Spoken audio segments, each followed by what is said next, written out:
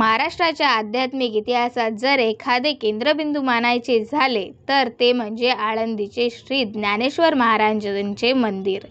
लाखो वारकरी भक्तांच्या श्रद्धेचा अखंड दीपस्तंभ. माऊलींनी वयाच्या अवघ्या 16व्या वर्षी ज्ञानेश्वरीसारख्या अमर ग्रंथ लिहिला, जो भगवद्गीतेचे सहज आणि प्रेमळ भाषांतर आहे आणि जो आजही लाखो वारकऱ्यांच्या ओठावर आहे. पंढरपूरचा वारी सोहळा, ज्यात शेकडो मैल पायी चालत वारकरी विठ्ठल दर्शनाकडे निघतात, त्या वारीचा गाभा म्हणजे आळंदी.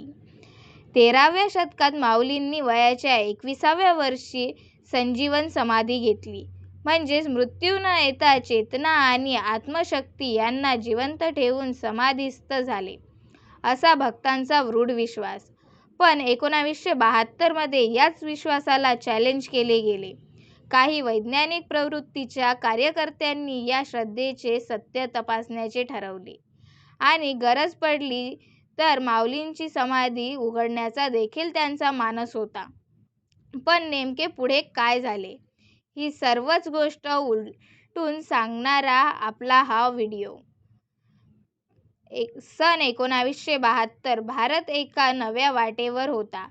देशात नव्या सामाजिक चळवळी उभ्या राहत होत्या.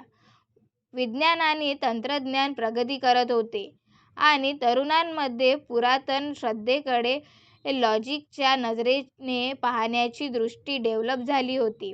याच काळात काही बुद्धिवादी आणि शास्त्रीय दृष्टिकोन असलेल्या कार्यकर्त्यांनी आळंदीतील माऊलींच्या संजीवन समाधी ही भावनिक अंधश्रद्धा आहे असं त्यांना वाटू लागले आणि त्यांनी ठरवले की या वैज्ञानिक दृष्टिकोनातून तपासणी करायला हवी.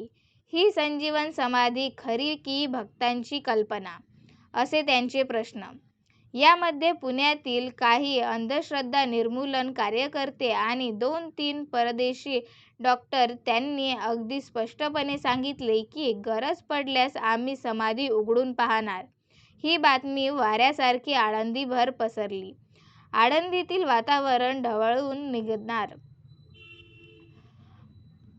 भाविकांमध्ये राग, दुःख आणि अस्वस्थता स्पष्ट दिसत होती. काही जण समोर येऊन रडत होते. काही जणांनी हात जोडून विनंती करत होते की माऊलींच्या समाधीला हात लावू नका. संत ज्ञानेश्वर हे वारकरी संप्रदायाचे हृदय आहे.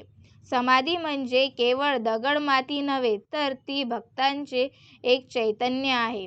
ही सर्व परिस्थिती बघता एक व्यक्ती पुढे आली, ती म्हणजे हरिभक्त पारायण मामासाहेब दांडेकर. ते केवळ वारकरी नव्हते, तर या संप्रदायाचा चेहरा होते. हजारो भाविक त्यांना श्रद्धेने माऊलींचे प्रतिनिधी मानायचे. ही सर्व परिस्थिती त्यांनी संयमाने सांभाळली. त्यांनी तात्काळ दिल्लीतील भारत सरकारच्या एका उच्च शास्त्रज्ञांशी संपर्क केला. ते म्हणजे डॉक्टर R.N. शुक्ल. Doctor R.N. शुक्ल हे केवळ सायंटिस्ट नव्हते, तर ते एक संवेदनशील आणि समजूतदार संशोधक होते. त्यांनी हे सर्व ऐकताच एक गोष्ट स्पष्ट केली की समाधी उघडण्याची गरज नाही. आपण समाधीरोधीचे एनर्जीचा अभ्यास करू. त्यानुसार सर्व तयारी सुरू झाली. दुसरा दिवस उजाडला. पुण्यातून 100-200 लाखो लोकांनी भरलेला ट्रक हा आळंदीत येऊन निघणार अशी बातमी वारकरी संप्रदायात पोचली. हे ऐकताच परिस्थिती हाताबाहेर जाण्यापूर्वीच मामासाहेब दांडेकर आणि डॉक्टर R.N. शुक्ल आळंदीत तात्काळ पोहोचले. शुक्ल साहेबांनी आपल्या सोबत 3 अत्याधुनिक सायंटिफिक मीटर आणले होते. पहिले म्हणजे गिगर मीटर काउंटर. या उपकरणाने X-ray, alpha, beta, gamma rays मोजता येतात, म्हणजेच विविध प्रकारच्या अदृश्य ऊर्जा मोजता येतात. दुसरे होते थर्मिस्टर बोरोमीटर. याच्या साहाय्याने इन्फ्रारेड आणि अल्ट्राव्हायोलेट रेज मोजता येतात. अशा ऊर्जा ज्या माणसाच्या डोळ्यांना दिसत नाहीत पण त्यांच्या अस्तित्वाचा परिणाम आपल्यालाच दाखवतात. तिसरे होते फ्रिक्वेन्सी रेडायरमीटर, जे इलेक्ट्रोमॅग्नेटिक लहरी आणि फ्रिक्वेन्सी टिपतो. म्हणजेच काही चैतन्य आणि एनर्जी जर त्या जागी सक्रिय असेल तर त्याचा व्हायब्रेशन टिपता येते.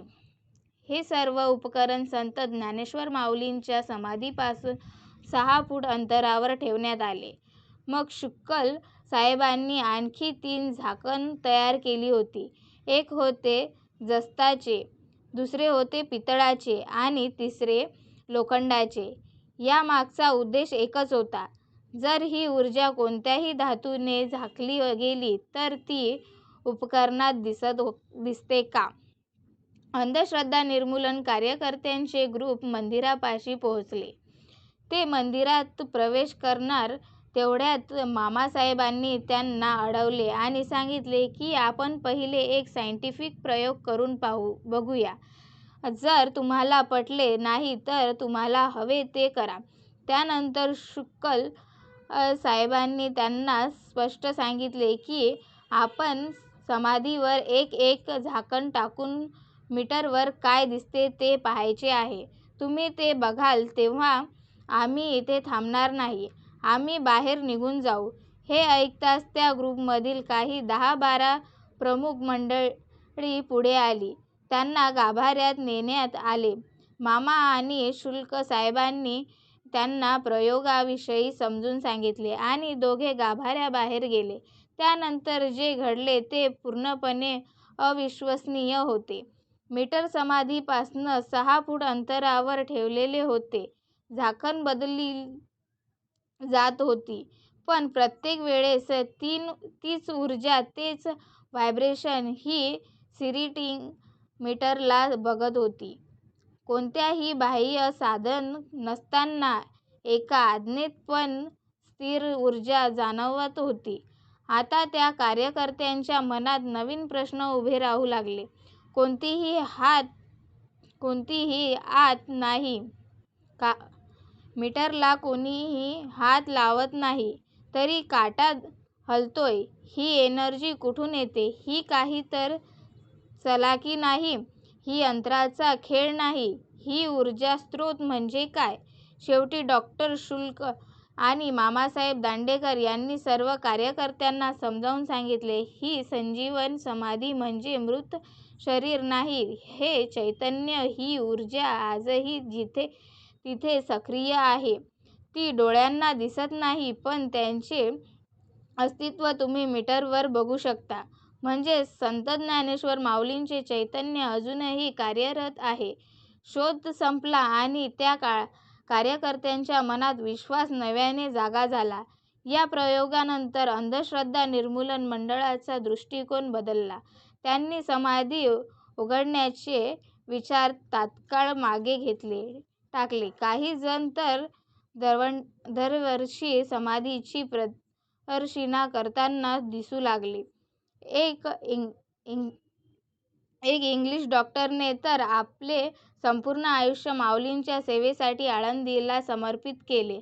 आजही जर तुम्ही आळंदीला जाल, त्या समाधीवेळी शांत उभे राहाल आणि डोळे मिटून क्षणभर आत डोकावले तर जाणवेल काहीतरी आहे जसं का थांबलेले आहे. एक ऊर्जा, एक चैतन्य जी वैज्ञानिकालाही नम्र करते.